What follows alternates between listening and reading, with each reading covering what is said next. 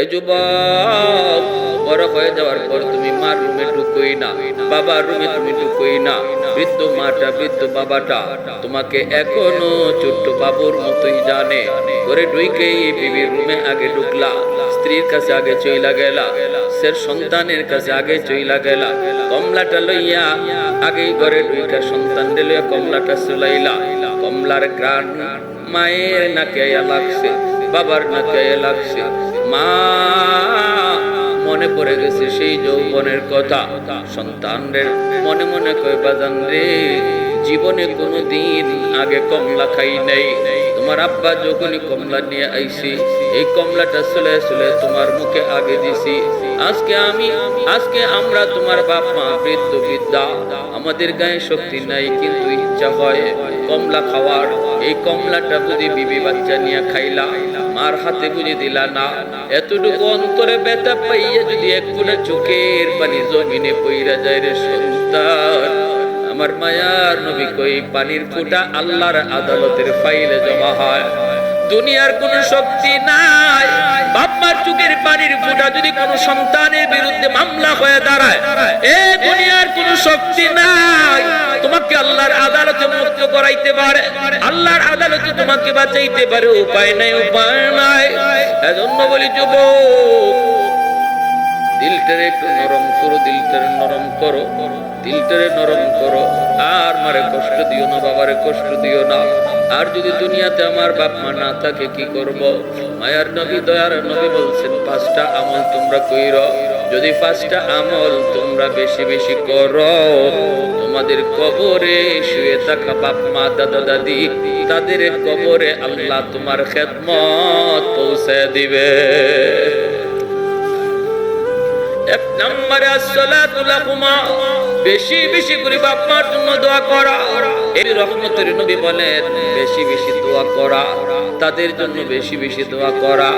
বিশেষ করে বাপ মার জন্য যেই দোয়াটা, এই দোয়াটা তো আল্লাহ কোরআনের মাধ্যমে নিজেই শিখাইছেন। রব্বির হামহুমা কামা রব্বায়ানি সগীরা। আল্লাহ, আমার আব্বা আম্মার উপরে তুমি রহম করো, যেইভাবে শিশুকালে আমার মা আমার বাবা আমার উপরে রহম করেছেন, দয়া করেছেন। এই 2 নম্বর তোমার ডিউটি হলো। মুর্দেগানের জন্য তোমার করণীয় হলো তাদের জন্য ওয়াল ইস্তিগফারু লাহুমা, বেশি বেশি করে তুমি দান সদকা করবা, বেশি বেশি করে তাদের জন্য দান সদকা করবা।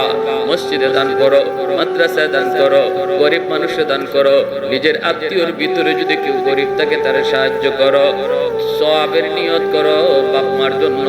আল্লাহ পাক দান করার সাথে সাথে তোমার মা বাবার কবরে আল্লাহ তোমার খেদমত পৌঁছে দিবে। 3 নম্বরে নবী বলেন, ইনফাযু আহদিহিমা মিন বাদিহিমা। তোমার মা তোমার বাবার কাছে যদি কারো কোনো পাওনা থাকে, এই পাওনা তোমরা পরিশোধ কইরো। যদি তোমার ভাই আজকে দুনিয়ায় নাই, ভাইয়ের প্রতি যদি দরদ থাকে, ভাইয়ের কাছে যদি কোনো পাওনা কারো থাকে, পাওনা পরিশোধ কইরো। নবী কয়, যুবক, তোমার বাপ মার কাছে যদি কেউ কোনো পাওনা থাকে, পাওনা পরিশোধ করবা। যখনই তুমি পাওনা পরিশোধ করবা, সাথে সাথে তোমার বাপ মার কবরে আল্লাহ তোমার খেদমত পৌঁছে দিবে।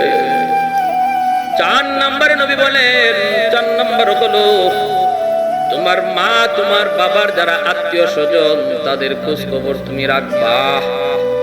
মার আত্মীয় হলো খালা, মার আত্মীয় হলো মামা, মার আত্মীয় হলো নানা নানি, তাদের খোঁজ খবর তুমি রাখবা।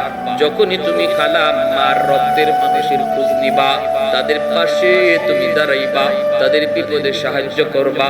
আমার মায়ার নবী, দয়ার নবী বলেন, সাথে সাথে মার কবরে আল্লাহ তোমার খেদমত পৌঁছে দিবে।